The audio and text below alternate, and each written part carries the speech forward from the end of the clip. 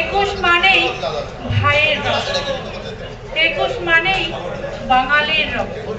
ওই রক্ত খেকো হায়নার দল চেয়েছিল আমাদের ভাষাকে কেড়ে নিতে, ওরা চেয়েছিল আমাদের মায়ের ভাষাকে বন্ধ করে দিতে, কিন্তু ওরা পারেনি। মাকে মা বলতে পারবো না তা তো হয় না।